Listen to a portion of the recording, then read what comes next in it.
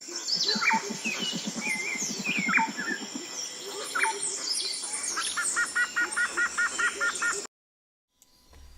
folks, how are you? You know, I never get tired of that rainforest introduction to the Telemanca Review. And that's pretty much exactly what it sounds like over here all the time. Just with the birds and with everything. Um, Tonight, I want to talk about a way of looking at reality that is both literal, meaning you can look at material and organizational and managerial reality of human beings this way. And all of the mechanisms and all of the aspects of it are completely material. And then it's also metaphysical, deeply metaphysical. And this is the concept of the iceberg. Because I think the visible portion of an iceberg is a small portion of the total iceberg. I think the visible portion is about 1/5. And I suspect this has to do with the way ice operates as a buoyant substance. But it's nonetheless a very interesting phenomenon. Why would so much of an iceberg remain under the surface? Okay? Very interesting. And if it has enough buoyancy not to completely collapse and sink into the water, what creates the buoyancy and what creates the submersion? Very interesting, the whole concept of an iceberg. And of course, for me tonight in my discussion, it's basically a metaphor. And it's a metaphor for everything that's going on in the world now. There's the visible and the invisible. Okay? There's what we can see, and then there's what we can't see. Low-hanging fruit example would be the political discourse. Okay? And the political theater. And by theater, I mean that the visible is choreographed with very powerful invisible forces that probably hold the balance of power. And that includes even Trump. He's not exempt from this rule. Not exempt at all. Okay? You have visible and invisible forces in each candidate. Each candidate is therefore an iceberg. And like the proportion between the visible and the invisible, in the case of the iceberg, the submerged portion of the iceberg, it's 4/5 invisible and 1/5 visible. So there's no way that the visible actor could have all the power or the balance of power. Even 51%, which is all the voting rights you need on a board of directors in a corporation. If you have 50.5% as a uniform vote, you win every vote. It's a majority-owned corporation. The minority shareholders can never change the mind of the majority shareholder. I suppose they can dialogue and maybe work things out, but for the most part, the majority shareholder is the shot caller. And that's just the way it works. Okay? So there's tremendous, tremendous hidden force now. And that's really what we're all speculating on, is the hidden force. What is the hidden force? And we can speculate till the cows come home, but we'll never know definitively. You can come to reasoned and good judgment to form a sound hypothesis. Not a conclusion, but a sound hypothesis. Okay? I've done it. It's evolving, it's changing. It's amorphous. It moves like steam. But it's there.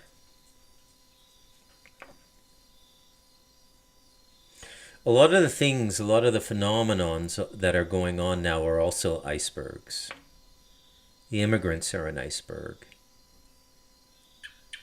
Immigrants are definitely an iceberg. There's the visible part. So remember, the visible is what we can see and know.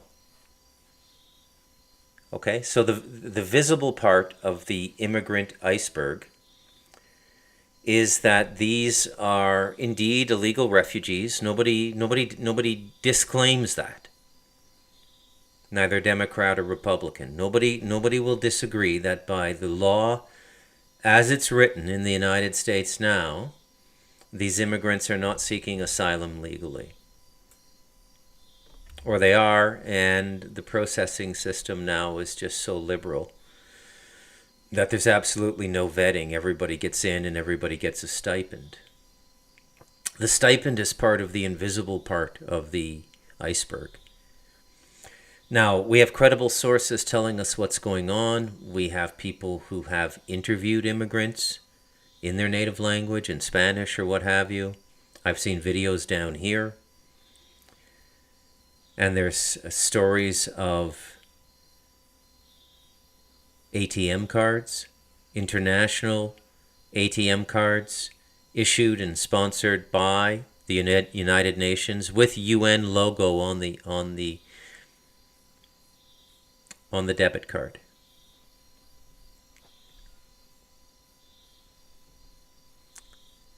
I call it invisible. I mean, it's pretty much certain, but I call it part of the invisible aspect of the iceberg because officialdom doesn't acknowledge it. The media outlets uniformly, except perhaps Fox, but I don't know what Fox is like since Tucker left. But the media outlets are almost uniformly in favor of describing the visible aspect of immigration, which is that people need the help of the asylum-taking country, America, and it's our obligation to help them. It's not a bad narrative. It's very heartfelt.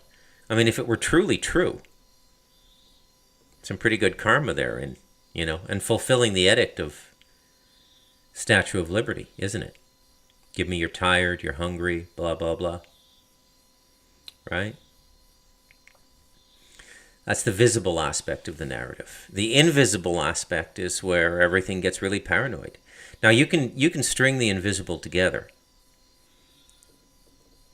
Okay, you can see the shape of the iceberg in your mind's eye. You can conceptualize it. You can imagine it. Plausibility, the meter for plausibility is your heart. What does your heart say? Don't allow fear.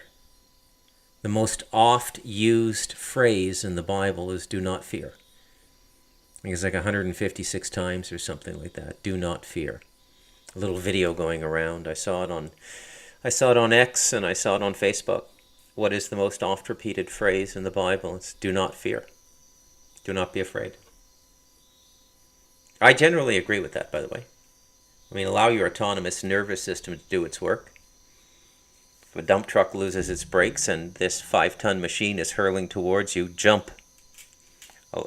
Allow the adrenaline to flow through your blood and jump. Okay?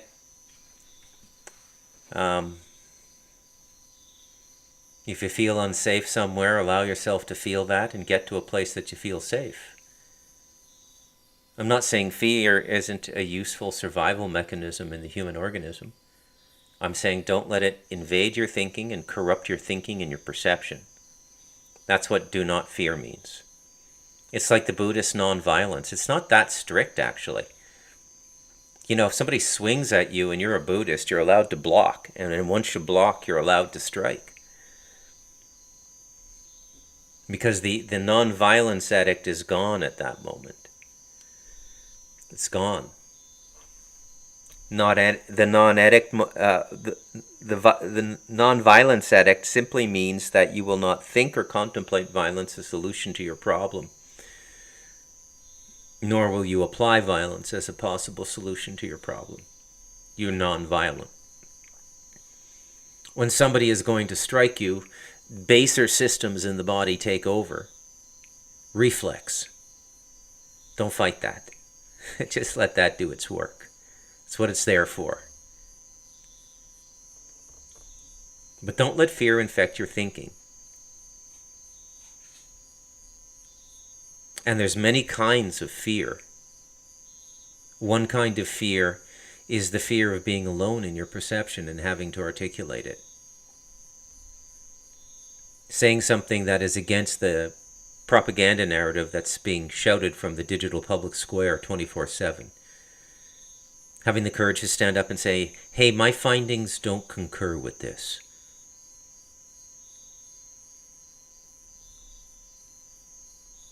That's courage. That's not allowing fear to rule you. It's a time of many icebergs.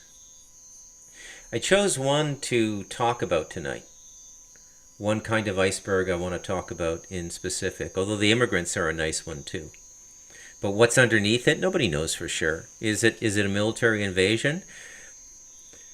Seasoned military professionals say it is.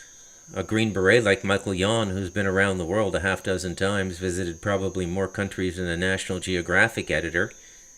If he says it's going on, it's probably going on. Why would you doubt him? What does he have to gain by saying this? Nothing. That's another incredible instrument of discernment in our time. Money. Reason, purpose. What is compelling somebody to do something? Why is anybody doing anything? Why did Bruce McDonald take 6 months out of his life and go through immense grief editing and rewriting and listening to the squawkings of a semi-editor and an editor?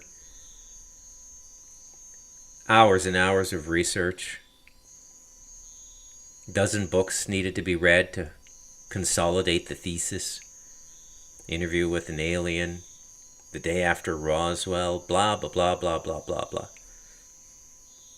Blood Oath by Ariel Toaf, the Israeli professor in Rome. All research done for one book. Why do it? Why does anybody do anything? Well, there's just really a couple reasons. This binary principle is so universal to our condition down here, negative and positive, night and day, man and woman. This binary principle is so entrenched down here. Our reality is a form of binary. I guess you could say that a mystic is somebody who can machine code reality. You coders will get that, nobody else will.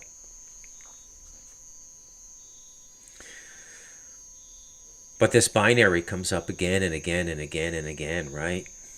And the simple binary here in the invisible part of the iceberg that is immigration is, what is that 4/5 about that we don't know? Why are we giving them so much money? Why are we putting them up in hotels? Why are we giving them driver's licenses? Why are we giving them social insurance numbers? Why are we immediately integrating them into our society with little or no vetting? You know, a curious thing. I have heard stories in the last year of people who have been unable to get somebody they love in Canada properly emigrated and situated so that person could work and help support the family. They could stay in Canada because they married a Canadian and they had begun the immigration process. Years and years and years went on, no decision came through. No work visa, the person couldn't work, depression sets in, imbalances the marriage, they get divorced, the other person goes back to where they came from. For attempting to legally go through the immigration process. But if you go through it illegally, well, you know what happens.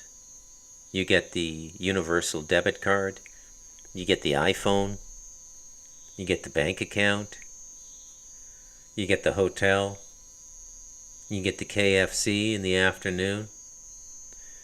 You get the Mr. Bagel in the morning. No pork though, no bacon, because you're not allowed to eat that bacon, but you'll eat the bagel. It's just kind of crazy how the whole thing goes. You know, there's another iceberg out there now, and that's pharmacy.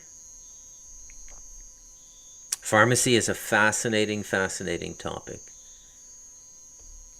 It really begins in the early part of the 20th century. I could have done a whole chapter on the devil and us on pharmakia. There's just so many things. You know, the funny thing is, you finish a book like that and you realize I could have doubled its size in the middle. But when you start packing in too much information, the story value is weakened. It's like watering down alcohol. The story value is weakened, so you have to get your proportions right. A story is like a recipe. You got to get it right or the bread won't rise. I'm baking a lot of bread these days, actually. One of my favorite hobbies is baking bread. Bake a loaf of bread every day.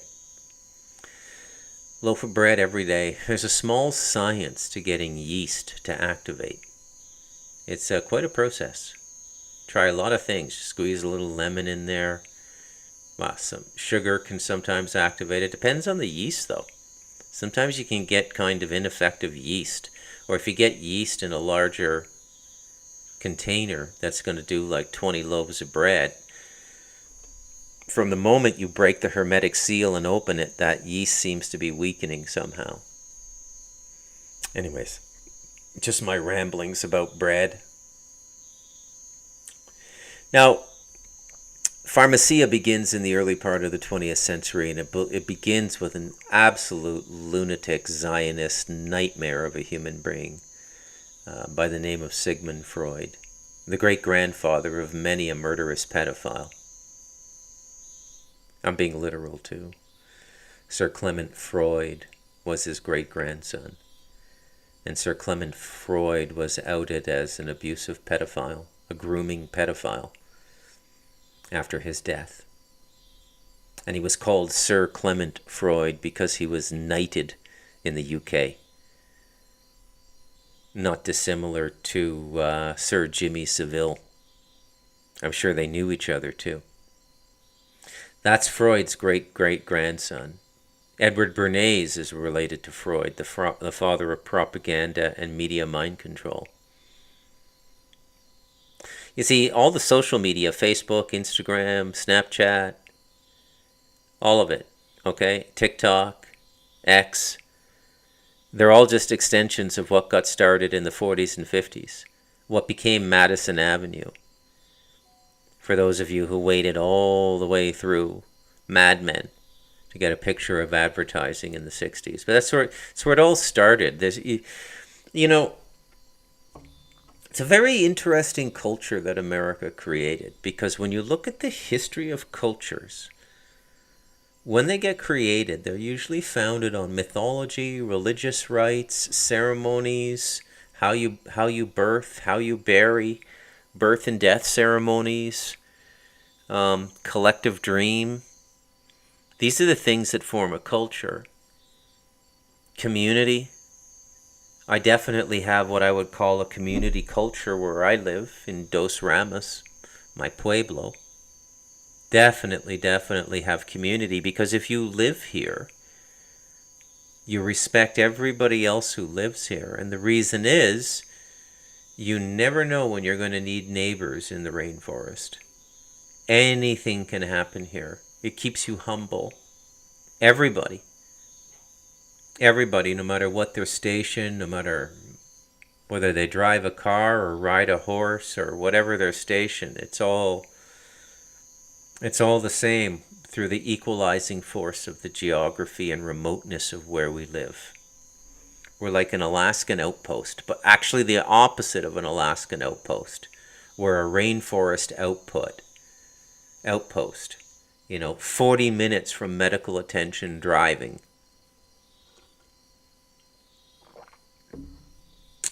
So we're a medical outpost. So without Freud, we wouldn't have begun to objectify human consciousness the way we do. Big idea, said very casually. It's the hallmark of the Talamanca Review, I think. It's why I pause. You gotta let it sink in a little bit.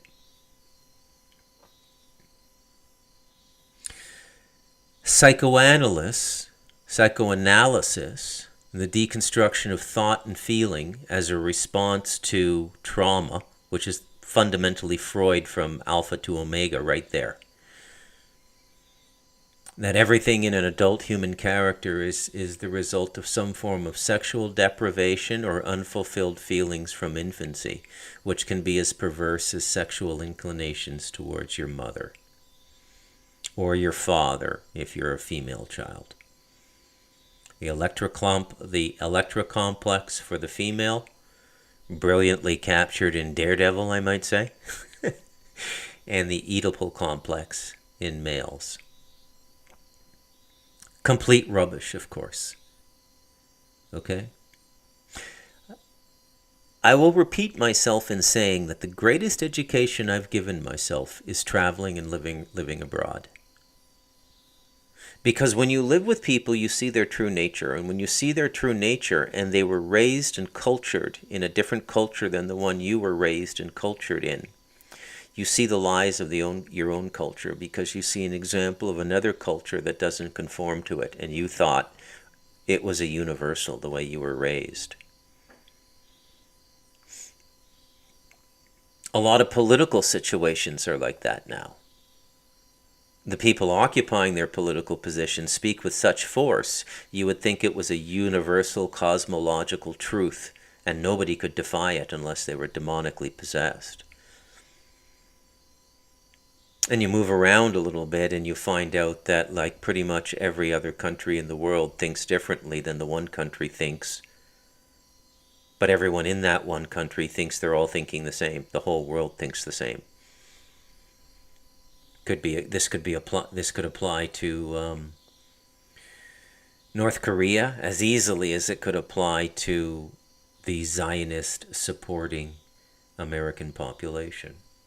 Because once you get out of America, nobody else is saying, for the love of God, murder those people. Nobody's saying that. Nobody's thinking that. I would never, ever, ever post a pro-Israeli meme in Spanish in a Costa Rican Facebook group. It would be like bringing up abortion. It's just not done over here.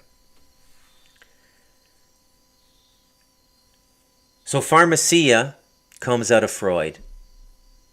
And Freud was a lunatic. Cocaine addict, Illuminati, sexual deviant, secret society, Kabbalist, no doubt. No doubt a Kabbalist, okay? You want to see what an undeclared Kabbalist looks like and the kind of effect they can have on a timeline through magic and through their manipulation? There is no greater example to look upon with a century's hindsight than Sigmund Freud. How well did he age? Not well at all. And yet the infrastructure, the foundation he laid, led to the reality of the pharmakia that's in our world today. Now, pharmakia in Greek means sorcery. Sorcery. Nobody knows really how consciousness works or how the chemicals of the brain contribute to the overall effect of consciousness. Nobody knows. Most forms of medicine we use to curb what we call acute chronic mental illness, so bipolar disorder, schizophrenia, acute forms of mental illness. And by acute, we mean that you could even get a disability pension if the diagnosis is given to you. You could get a disability pension. That's how seriously it's taken in the Western society.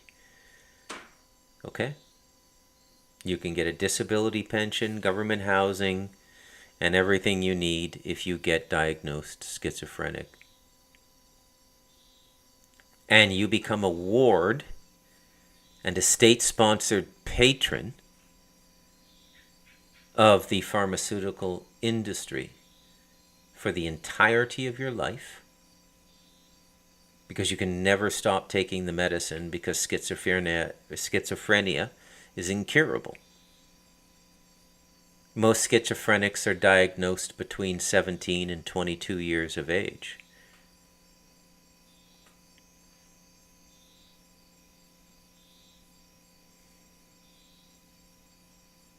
Most die in their mid-50s, and most die due to diseases associated with the kidney and one or two other organs that don't come to mind right now, but mainly the kidney, I believe.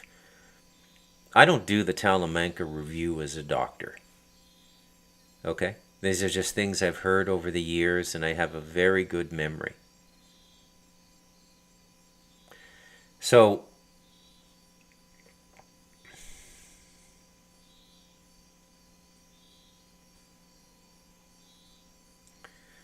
you're going to be on that medicine your whole life, and you're probably going to die in your mid-50s. So you get diagnosed at 20, so for the medicine will allow you to live for 35 years. And in all that time, the medicine doesn't cure you. There is no cure. It's a treatment. It's a mental treatment. It's a bomb, a chemical bomb for your consciousness. I want you to really understand this. And I want you to really try to understand it within the framework of what we call medicine, going back to the Hippocratic Oath. And understanding and bringing into focus all modalities of healing that the human race has employed in the public record, documented, or even still practiced in modernity. All modalities of healing in the last 3,000-4,000 years.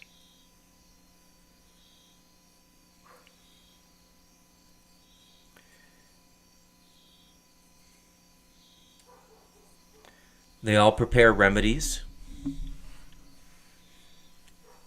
The remedies are visibly effective.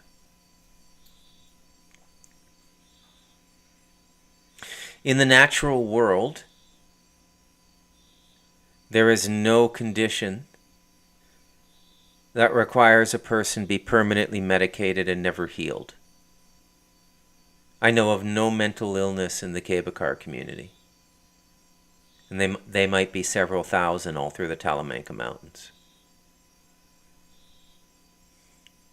When I lived in Taiwan, the ratio of psychiatric practitioners to patient population was about 100 times less than North America. So in North America, you might have a psychiatrist for every 10,000 citizens. When I lived in Taiwan, there might be a psychiatrist for every 1,000,000 citizens. True story. You know that anecdote everybody heard growing up about Japan having 5 times less lawyers than the United States, and their society functioned perfectly because they were a homogeneous people and their word was their word, and when they gave their word and shook your hand, they never broke their word. Ergo, they didn't need lawyers. Kind of like that. So pharmakia took a big jump forward after World War II, like everything else. I swear to you, I could do a separate rewrite of The Devil in Us and thread pharmacia through almost every chapter, culminating in transhumanism, the permanent augmentation. So we're going to go from permanent, persistent medication, like schizophrenia treatment or bipolar treatment. We're going to go from permanent treatment with no cure. The next big leapfrog is going to be augmentation. So the augmentation will replace the permanent medication, and augmentation will fall into transhumanism. I know it sounds ridiculous, but it's all true.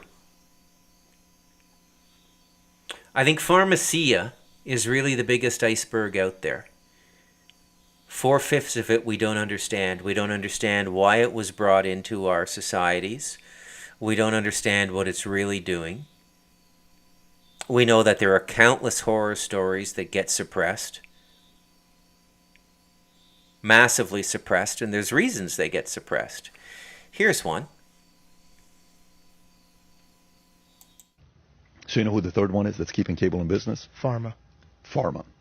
Do you know what percentage of every dollar on sponsorship and ads cable TV gets from pharma? What percentage is from pharma? Percentage. For every dollar. Percentage.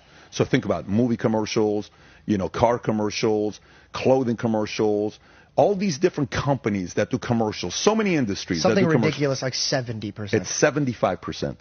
You're right. 75%. So check this out. Watch how crazy this is. Watch how crazy this is. Okay. How is that even legal to do that?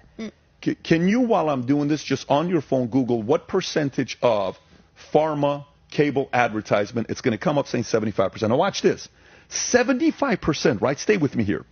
So now we have to answer the question, is it moral to advertise getting more people taking drugs? Okay. What's wrong with that? It's their choice. They got to do it. No problem. So then why is it out of nearly 200 countries in the world, only 2 of them allow pharmaceutical companies to advertise on TV, and the other 198 don't? Who are the 2 countries? U.S. and New Zealand. Why? Wait. I don't know. You mean to tell me Germany doesn't allow? Nope. You mean to tell me China or Japan? Nope. Not even Venezuela? No. Damn, that's Canada? crazy. No. Only 2 countries. Yes. Why? I don't get it. Because they allow it. 75%. So the unique culture that America created, which was not based on common myths, common beliefs, the unique culture that America created is a complete and utter transformation of the market. The market was greatly amplified under American stewardship. There was nobody attending to consciousness and making money on it before America. What do I mean by attending to consciousness and making money off of it? What did I just tell you about the lifetime prescription to medicine? Can you imagine being a company that has the patent on medication that has no cure but persistent treatment? Folks, that would be like when you get cancer, you have to go for intermittent radiation twice a month for the rest of your life. So, what do you think the radiation companies, and these companies, this is actually a big business in Canada. We produce the radiation pellets in Ontario at a nuclear reactor site for the MRI machines and other forms of chemotherapy and medical radiation. A lot of it's produced in Canada. Not many people know that. A lot of it's produced in Canada.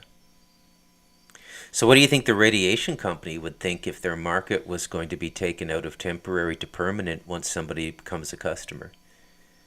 Suddenly, isn't it amazing how almost every economy in some way, shape, or form begins to mimic the banking economy and its favored form of guaranteed income, the mortgage?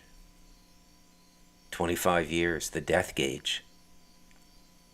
Isn't it interesting that pharmakia would find itself in the market in a similar fashion, staying in people's lives for 25, 35 years until the product kills them?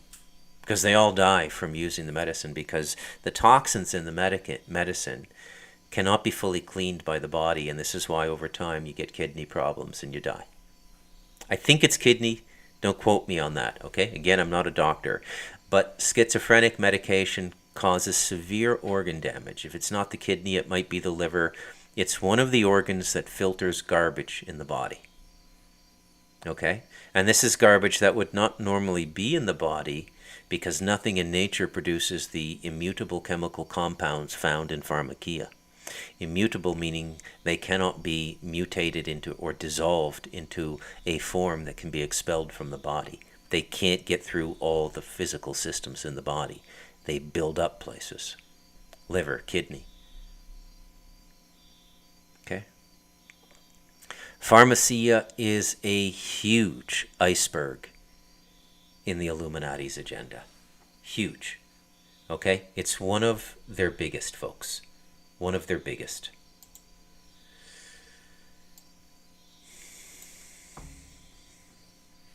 So the thing that's most disturbing about pharmacia is that in many ways it is the new governorship of consciousness. What do I mean by that? Well, governorship is the law you live under, right? Who's your governor where it comes to the state of mind? Do you think a Catholic priest or an Islamic imam could get you incarcerated for a state of mind if they went to court? What would the judge be hearing them as?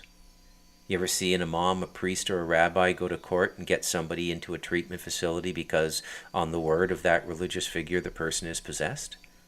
No. Never seen it, have you? And you never will see it, because we live in a rational world. That the rationality of our world is the visible part of the iceberg. The irrationality is the invisible part. Everything's an iceberg once you get the metaphor and the concept in your head. Everything's a metaphor. Now, the reason pharmakia is the new governorship of consciousness is that it's tied to the law. Okay? Now, it's very, very important. This is a milestone, by the way. This is a Bruce McDonald moment, an epiphanal moment for all of you who've been listening to me for some time. This is an epiphanal moment where you can synergize a lot of the information I've been giving you into a realization. I can evoke a realization with these coming statements.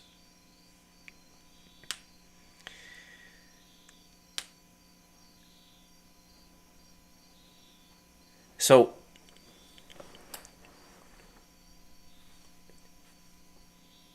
right now our law says that we are a nation under God, and that means our celestial rights are held intact. Now, for those of you who don't hold to any religious creed, let me just simply explain to you in a secular way what that legally means. Is that you are an order of creation that cannot be comprehended by the legal system, and you're given special status, and you are considered to carry inherent rights that should not be violated.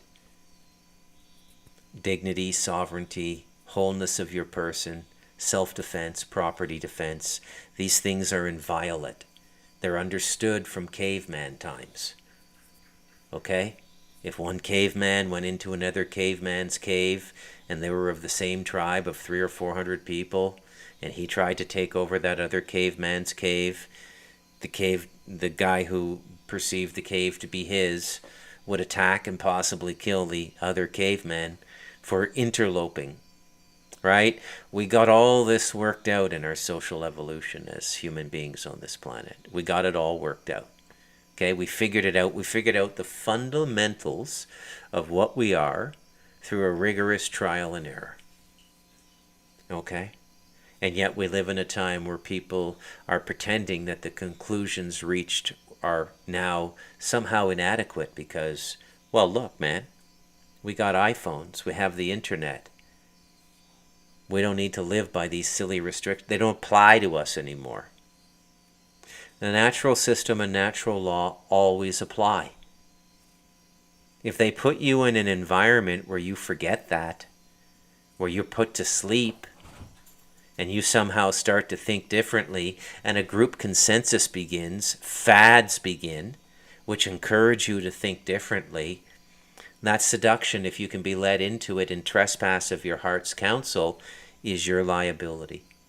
You're responsible for it because your inner mechanism was probably telling you don't do it. But the shock and awe of modern living and its ability to traumatize people by a very young age due to the volume of information available to people now is not to be underestimated. It's daunting. It's extraordinary. But the point here is that pharmacia is tied to the law. But it doesn't own consciousness yet because we're still a nation under God. When that's gone, and the law of what we are as a right-bearing entity created in natural cycle called human procreation, when that connection to the divine is gone, and our presumed inherent rights are gone, any form of law that comes after that will have no respect for human life. That's communism. And pharmakia is an arm of the communist agenda. Okay? You heard what Patrick Bet David said. Only two countries in the world allow pharmaceutical advertising: New Zealand and the United States. Why do you think that is? I mean, just if I was asking you for a common sense answer, why do you think that is? Well, quite simply, that exists because you would believe that you don't need a medicine unless you're diagnosed by a doctor. It's considered very uncouth and very morally compromised to suggest symptoms to somebody that they may go inquire about a pharmaceutical from their doctor.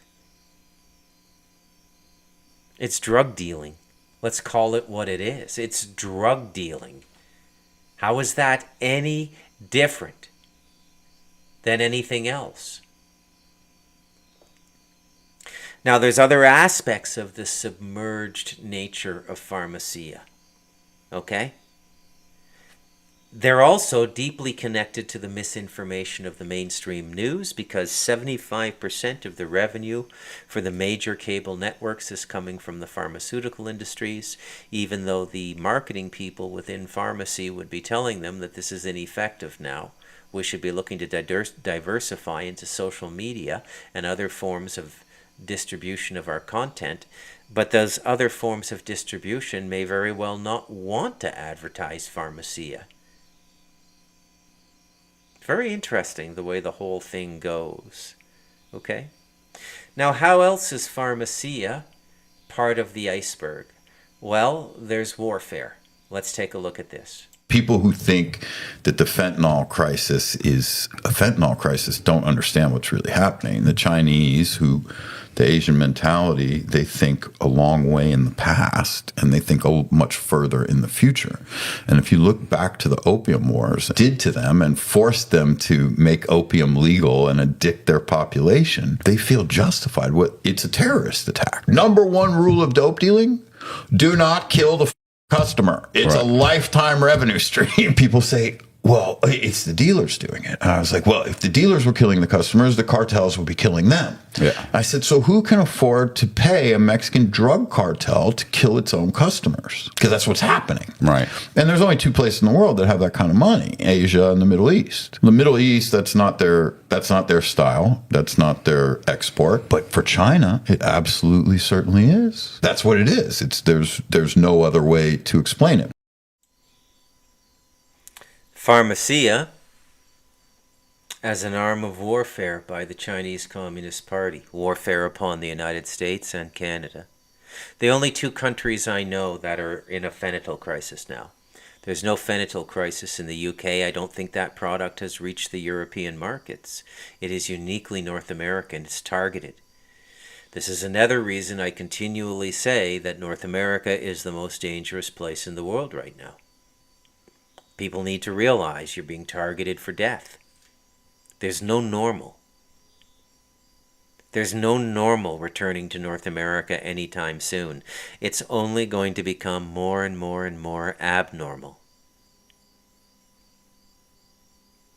Okay?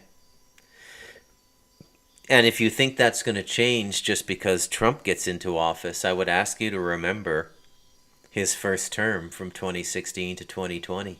Why is Hillary Clinton not in jail? Why wasn't Hillary Clinton convicted of numerous dozens of felonies the way he was? Look at the time they had with him after his first term. Look at what they've put the guy through. What did he do to them from 2016 to 2020?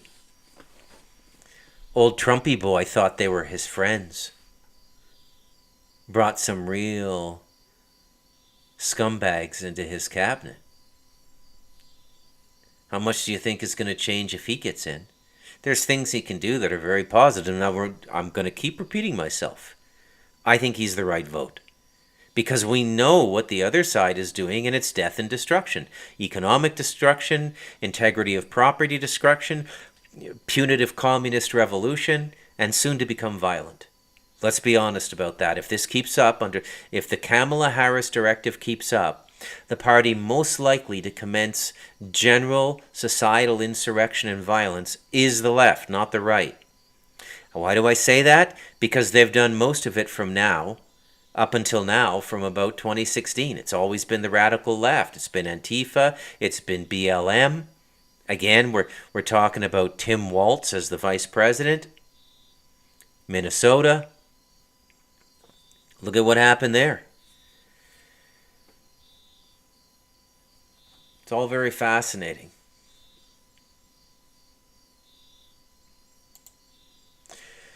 So, this is not merely a political dissertation tonight.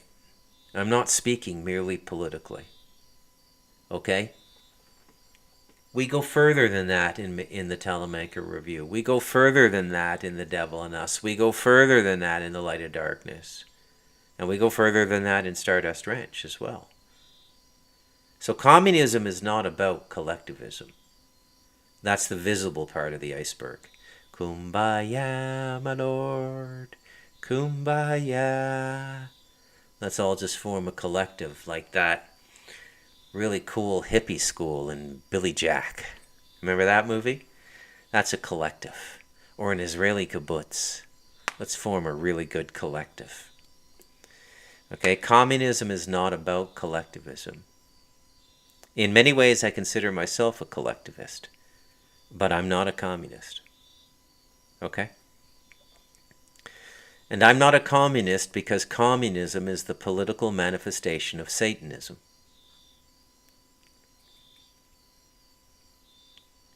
And what I mean by that, if I can give a secular answer, as secular an answer as possible to that, is that this system of governance seeks to control and define consciousness legally, like what I was talking about earlier, okay? Which subsequently allows easy termination of citizens. If you don't have any universal rights, if you don't have any inherited rights as a sentient bipedal being on this planet who can communicate by talking, articulate, and express himself, if you don't have any God-given rights, then you only have the rights that the state gives you. And if the state revokes your rights, they can legally kill you. Very difficult for North Americans to grapple with something like that, but it is literally how probably 2/3 of the world lives. You don't argue with public authority. You know, you don't form collectives or trade unions against the rule of movement in that society. They'll just come and kill you. Trade unions? What are you talking about? Try talking that trade union shit in Venezuela right now. Right? They'll just kill you.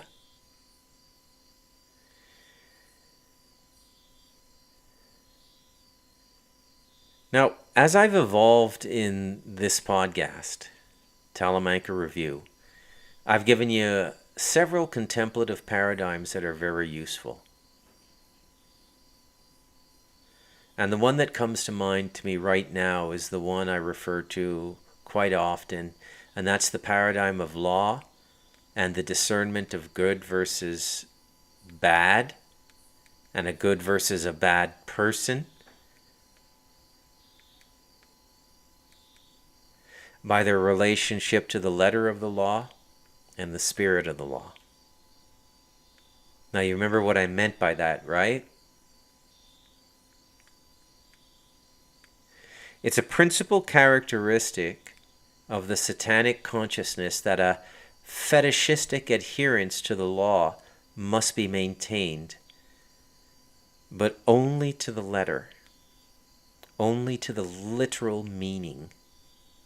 And in pursuit of that literal compliance, they simultaneously seek as much spiritual sabotage to the law as possible.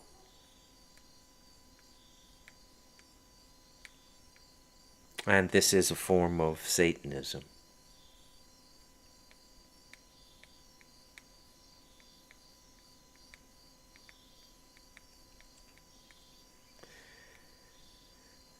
This is why communism is brought in from time to time in societies. It's always brought in to cull the society. It's always brought in to reprune it like a garden. And what they do is they prune the smartest, the most literate, the most articulate, the most prosperous. They prune everybody that the unfulfilled would be jealous of. Communism, basically, if you were to look at Thomas Aquinas' 7 deadly sins, the one that fuels the violence of communism the most is jealousy.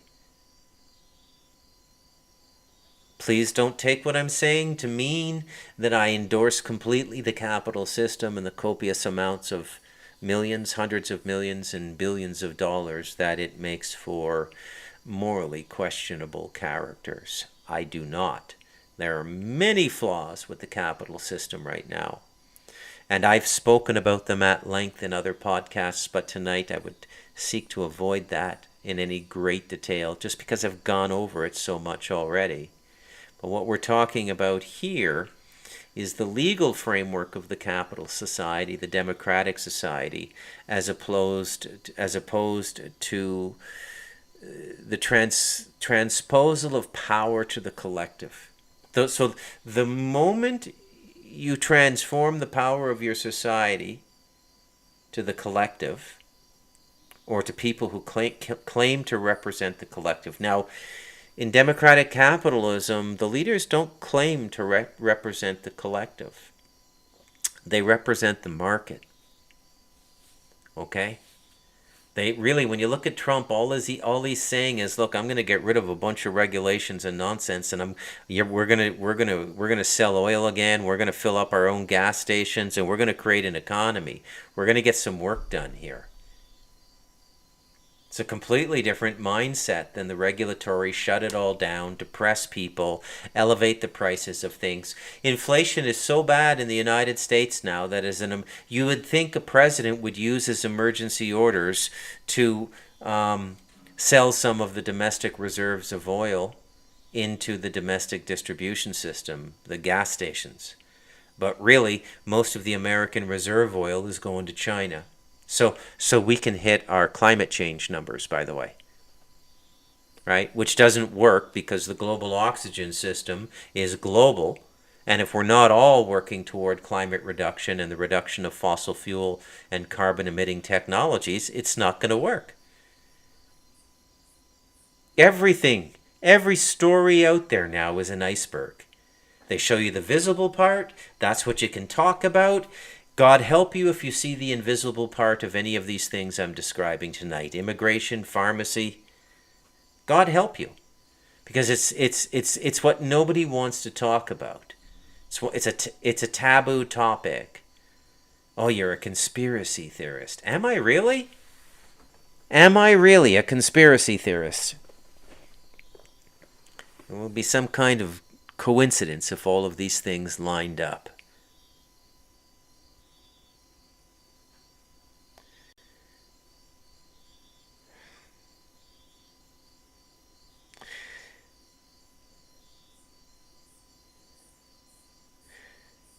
We think too much. Human beings don't exist to think. The goal of being a human being is stopping thought. To achieve a state of peace and comfort in your own existence where you don't need to think. You're comfortable just in your being. You know, that brief repose an animal is given in nature, where it stops running, stops and just, woo.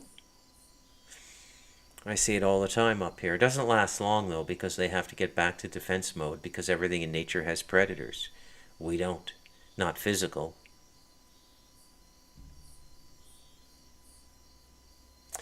All right, well, that's been my show for tonight, The Iceberg. I hope you've enjoyed this. I'm Bruce McDonald, and this has been the Talamanca Review.